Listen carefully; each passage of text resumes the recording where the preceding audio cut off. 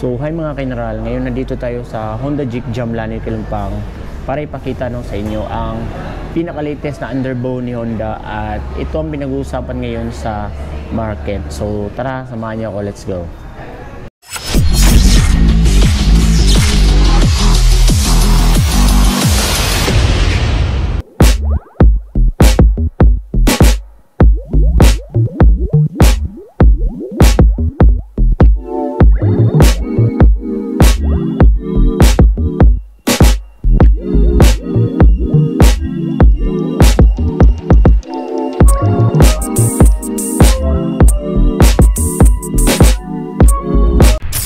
Walang iba mga kaineral kundi ang Honda Winner X 150 yan. So finally mga kaineral, nandito na siya, lumapag na siya sa General Santos.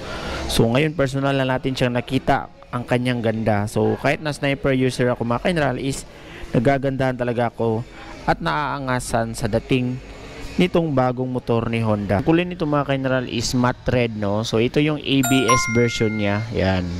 So madaming version kasing nilabas si Honda Winner X. Pag-usapan agad natin ang makina ng motor na to. So ang motor na to ay merong 4-stroke, 4 valves, naka-dual overhead cam, liquid cooled at merong 149cc engine displacement. Meron din itong bore stroke na 57.3 by 57.8 mm.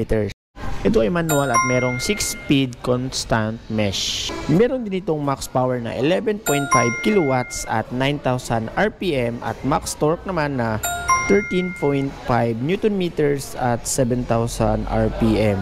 At meron siyang compression ratio na 11.3:1. Ngayon natin tingnan ang physical features ng motor na to. So simulan natin dito banda sa taas.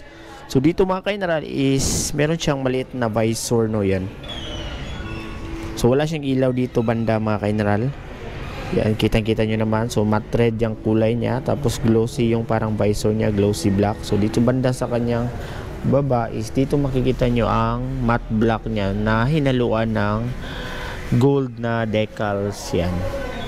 So napakaangas talaga ng dating ng kanyang headlight mga kaineral, no? So napakaganda kasi LED na siya lahat, yan. And then isa rin sa nagustuhan ko sa motor na to is ang kanyang turning lights. So napakaangas mga kaineral, no? Dito siya sa gilid banda and then may sarili siyang parang curve, yan. So ito yung pairings niya. So meron pang curve yan dito. So nagpadagdag siya sa angas ng motor na ito mga kaineral. Kasi pansin nyo mga kaineral, napakaraming curves at sharp edges ang motor na to. Dito sa kanyang tapaludo is may combination na matte red at matte black yan. And then ang kanyang suspension sa harap is naka-telescopic fork. Pero napakaganda mga kaineral kasi malaki siya mga kaineral if i-compare mo sa Sniper. And then may sticker dito na ABS. So ABS ang harap nito mga kaineral. Naka-disc brake na ang braking system din nito sa harap mga kaineral. And then malaki yung kanyang plate, no? So mas magandang braking power nito mga kaineral. So naka-single pot caliper yung harap niya. Ang size naman ng gulong na to is nasa 90 by 80 by 17. So tubeless na rin siya mga kaineral, yan. And then ang telescopic niya sa harap mga kaineral is gold yung may pagkakulay niya, yan. Sinama na rin yung kanyang pot caliper. So napakaangas ng datingan. Dito banda sa gilid mga kaineral is napakalinis tignan, no? So wala masyadong decals. So ito lang makikita mo, Honda na decals, yan. Ang motor to mga kaineral ay meron na ring assist and slipper clutch, no? So maganda at smooth ang shifting ng motor na to. Equip na rin ang motor na to ng safety feature na bank angle sensor na kapag lumagpas sa 70 degrees yung pag-banking mo sa motor na to is automatic mamamatay ang makina ng motor na to. Napakaangas rin ng footrest nito mga kaineral, no? Yan. So para siya naka-shifter na. Naka-keyless system na rin ang motor na to mga kaineral, dagdag sa pagiging advanced niya. At the same time, meron na rin siyang USB charging port, yan. So USB ready na siya mga kaineral, no? Sa mga pindutan niya mga kaineral, sa may left side is nandito yung high beam, low beam, then passing light, yan, pass. Then busina, tapos turning lights. Then sa kabila naman is yung kanyang electric start. Napakaangas na rin ng kanyang meter panel mga kaineral kasi all LED na yan. And then nandito yung kanyang pindutan. So ipa-flash na lang natin sa screen anong itsura na ang meter panel nito kapag naka-on. So makikita mo dito mga kanal is nandito yung high beam, low beam indicator, turning lights, check engine, neutral, tapos yung sa kanyang coolant, and then ang kanyang ABS indicator. Sa upuan naman yung mga kanal is napaka premium looking, no, yan. Napakaganda ng pagkatahi, and then hindi siya madulas. So napakagandang angkasan ito. Dito naman banda sa gilid ng upuan is makikita mo yung emblem talaga ni Winner X. So gold siya mga kanal. Yan. Napaka sporty looking na rin ng kanyang tambucho mga kanal, no? Yan.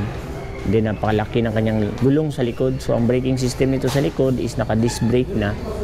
So wavy na rin siya mga kanal. Ito na may tsura ng kanyang mag. So mapansin mo meron dito parang gold na maliit lang na decals, no? So napaka-detalyado talaga ng motor na to. Ang tire size naman nito mga kanal sa likod is nasa 120 by 70 by 17. So tubeless na rin siya mga kanal. Ang suspension naman niya sa likod mga kanal is naka monoshock na siya, yan. So panigurado maganda ang bounce ng motor na to. Ang mga ilaw naman ito sa likod mga kanal is all LED na rin, no, yan. Kasama na ang kanyang turning lights, yan. And then may sarili rin siyang plate light. Ito. Tapos reflectorize. Fuel tank capacity naman ito mga kanal is nasa 4.5 liters. At isa rin sa nagustuhan ko sa motor na to is ang kanyang estimated fuel consumption na nasa 52.3 kilometers per liter. So napakatipid niya mga kanal, no? Meron siyang dual overhead cam, tapos naka 150cc, pero matipid pa rin siya. Unlike sa Sniper mga kanal, sa usage ko, no, nasa 47.1 lang yung ano niya. Pero matipid pa rin naman yun siya. Ito na may tsura ng hawakan sa likod mga kanal, no? So maganda rin ang pagkagawa, yan. So para siyang sungay. Ito naman yung tsura ng kanyang mga side mirror mga kanal, yan.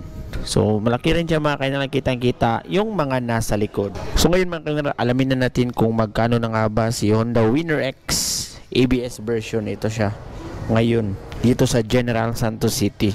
So ito siya mga kanal, ang cash price niya is nasa 133,000 pesos, yan. Down payment na 17,000 pesos at 36 months monthly installment na 5,585. So may rebates pa yan na 200. So napakaganda dito mga kanal kasi napakarami nilang freebies, yan. Kung umabot ka sa part ng video na to is gusto kong magpasalamat sa patuloy na panonood at suporta sa ating munting YouTube channel. So yun lang mga kanal. Stay safe, ride safe, biyaheng general.